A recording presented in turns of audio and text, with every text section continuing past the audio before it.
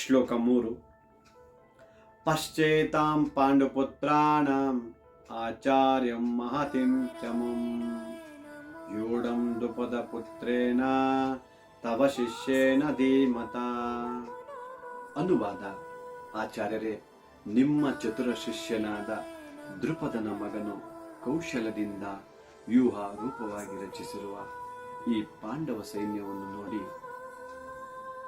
ಭಾವಾರ್ಥ: ಶ್ರೀಲ ಪ್ರಭುಪಾದ.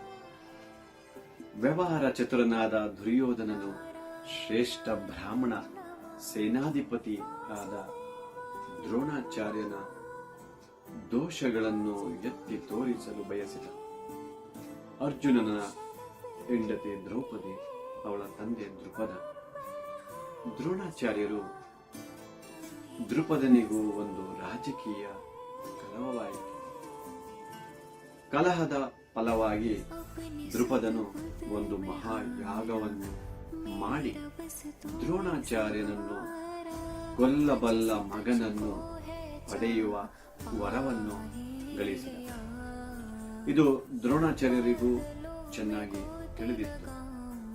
ಆದರೂ ದ್ರುಪದನ ಮಗ ದೃಷ್ಟದ್ಯುಮ್ನನಿಗೆ ಯುದ್ಧ ವಿದ್ಯೆಯನ್ನು ಕಲಿಸಲು ಅವರಿಗೆ ಒಪ್ಪಿಸಿದಾಗ ಉದಾರ ಮನಸ್ಸಿನ ಬ್ರಾಹ್ಮಣರಾಗಿ ಅವರು ತಮಗೆ ತಿಳಿದ ಎಲ್ಲ ಅಸ್ತ್ರಶಸ್ತ್ರ ರಹಸ್ಯಗಳನ್ನು ಅವನಿಗೆ ಹೇಳಿಕೊಡಲು ಹಿಂದೆಗೆಯಲಿಲ್ಲ.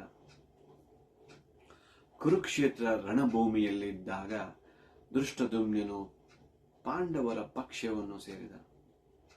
ಸೇನಾವ್ಯೂಹದ ರಚನೆಯ ಕಲೆಯನ್ನು ದ್ರೋಣಾಚಾರ್ಯರಿಂದ ಕಲಿತು ಈಗ ಅವನೇ ವ್ಯೂಹ ರಚನೆಯನ್ನು ಮಾಡಿದ್ದ. ದ್ರೋಣಾಚಾರ್ಯರು ಸಮರದಲ್ಲಿ ಎಚ್ಚರದಿಂದಿದ್ದು ಯಾವ ರೀತಿಯಲ್ಲಿಯೂ ಬಿಗಿ ಸಡಿಸಲದನಂತೆ ಇರಬೇಕೆಂಬ ಉದ್ದೇಶದಿಂದ ದುರ್ಯೋಧನನು ಅವರ ತಪ್ಪನ್ನು ಅವರಿಗೆ ತೋರಿಸಿಕೊಟ್ಟ. ಅವನಿಗೆ ಮತ್ತೊಂದು ಉದ್ದೇಶವೂ ಇತ್ತು. ದ್ರೋಣಾಚಾರ್ಯರು ತಮ್ಮ ಪ್ರೀತಿಯ ಶಿಷ್ಯನಾಗಿದ್ದ ಪಾಂಡವರ ವಿಷಯದಲ್ಲಿ ಇದೇ ರೀತಿ ಉದಾರವಾಗಿರಬಾರದು ಎಂದು ಒತ್ತಿ ಹೇಳಲು ಬಯಸಿದ. ಅರ್ಜುನನಂತೂ ದ್ರೋಣಾಚಾರ್ಯರ ಅತ್ಯಂತ ಪ್ರೀತಿಪಾತ್ರನಾದ ಮತ್ತು ತೀಕ್ಷ್ಣ ಬುದ್ಧಿಯ ಶಿಷ್ಯ. ಹಿಂದೆ ತೋರಿದಂತಹ ಔದಾರ್ಯವನ್ನೇ ಯುದ್ಧದಲ್ಲಿ ತೋರಿಸಿದರೆ ಅದರಿಂದ ಸೋಲಾಗುತ್ತದೆ ಎಂದು ದುರ್ಯೋಧನನು ಎಚ್ಚರ ಹೇಳಿದ. ಹರೇ ಕೃಷ್ಣ.